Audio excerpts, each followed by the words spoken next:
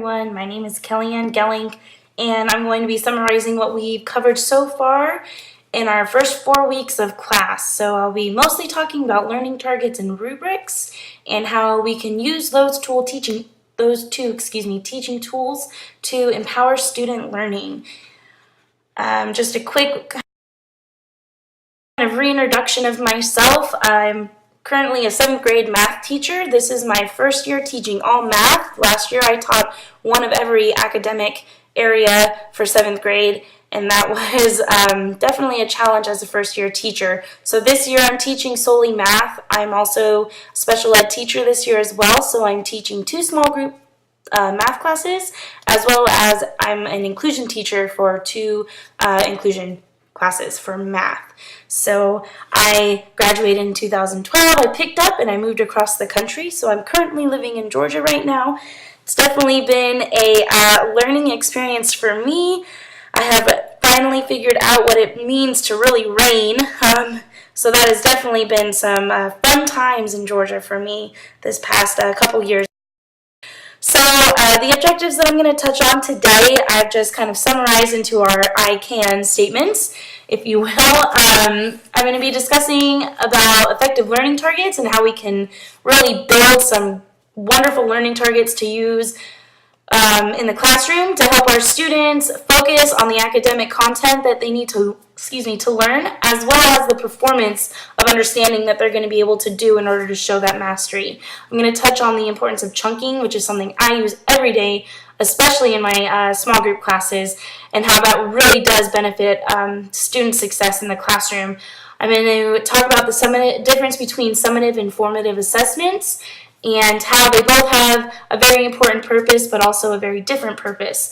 I'm going to touch on rubrics and how rubrics can definitely provide the opportunity for students to practice self-assessing and increasing their mastery on that content area.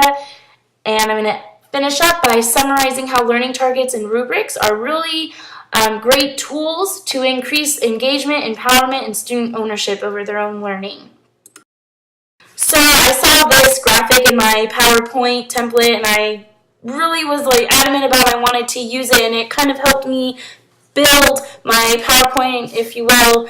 It took me the longest amount of time to figure out what I want to put in my center circle. I probably went through every major concept that we've talked about so far in class. I started with learning targets, I went to performance of understanding, I went to chunking, I went to assessments, and I realized as I was processing about how I could talk about those things and what I'd put on my outer circles, that really all of these tools and all of these strategies are focusing on student achievement. Ultimately, us as teachers, we want our students to be successful. We want them to achieve content mastery, and we want them to be able to master skills that will be able to prove that they have mastered the content. So, lo and behold, my light bulb went off and I put student achievement in the center, and after that it kind of flowed out of me what we can use to promote and encourage student achievement in the classroom. And it's about all those different things that we've talked about this far: self-assessment, chunking information, performance of understanding, learning targets, rubrics, and then those formative and summative assessments, which are vital but serve very different purposes. So I'm going to start off with talking about how we design a learning target.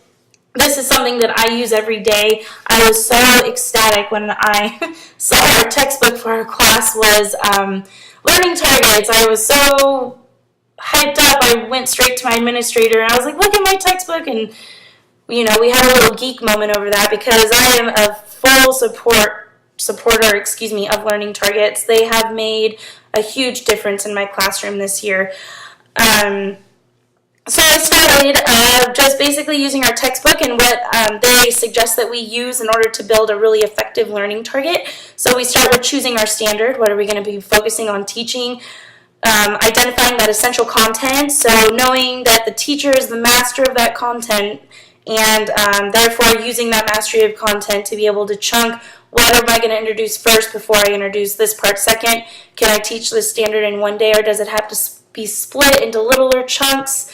The next step is looking at that Bloom's taxonomy. What kind of thinking are my students going to be able to do? Is it rote memorization or application?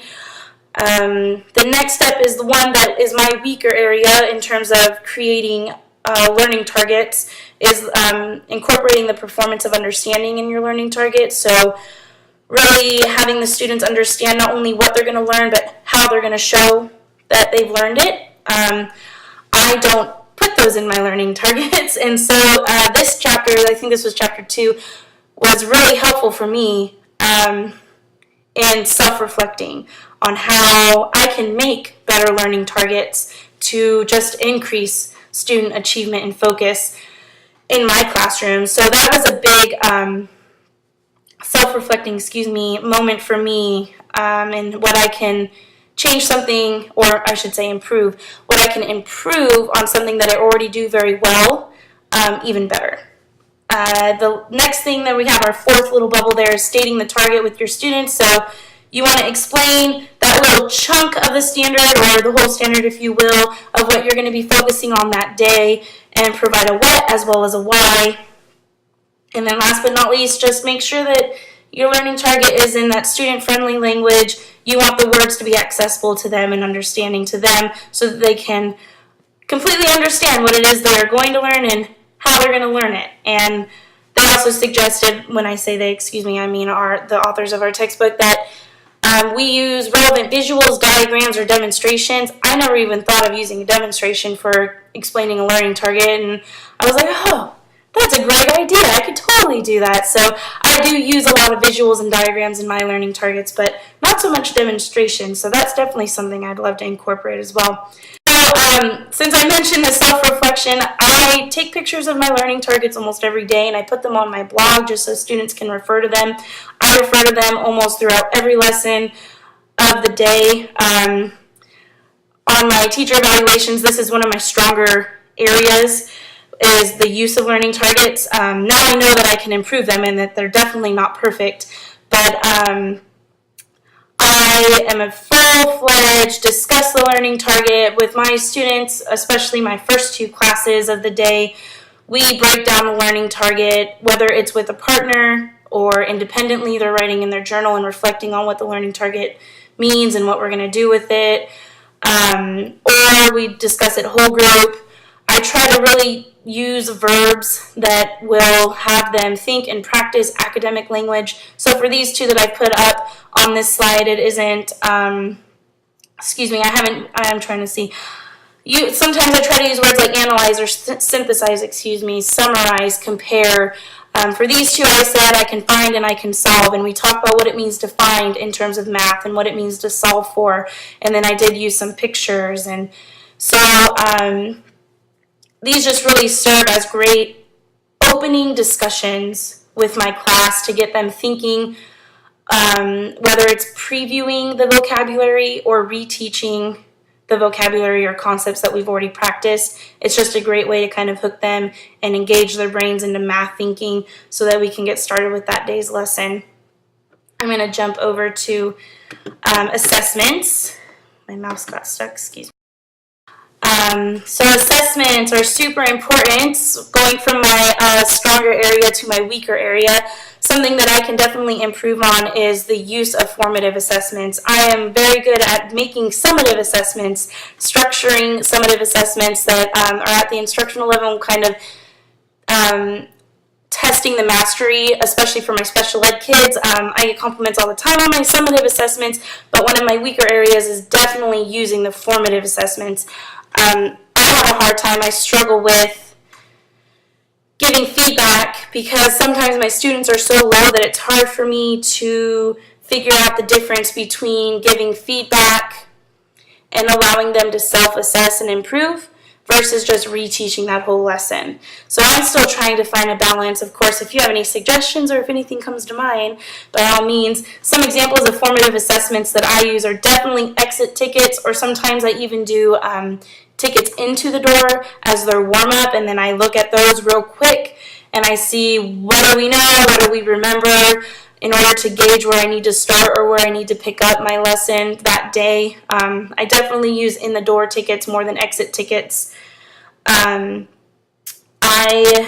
We use iRespond. I don't know how familiar or not familiar everyone is with that, but those are just like little remotes and there's like a screen on your smartboard, and you can put up a question, and the students can choose their answer A, B, C, or D, and then it just pops up on a bar graph, and it shows, the green ones it shows up in a bar graph, and if B is the right answer, it would have a green bar, and all the other ones would have red, and I can quickly see the percent of students that answered correctly and incorrectly, and if I know if I need to reteach or not. So those are a couple of the formative assessments that I do use. I would like to practice more with trying to use summative and formative assessments, like quizzes. Quizzes are summative because they're showing me how much my kids remember or have mastered so far into a lesson or unit.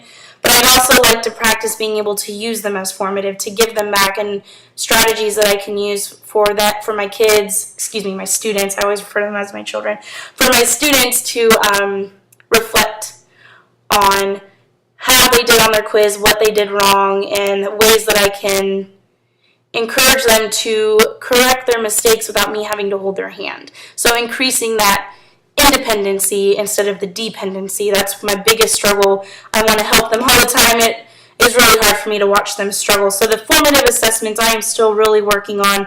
The reading material that we've had for week 4 has kind of helped me understand the difference, more so understand the difference between the two and how I can turn a summative assessment into a formative assessment.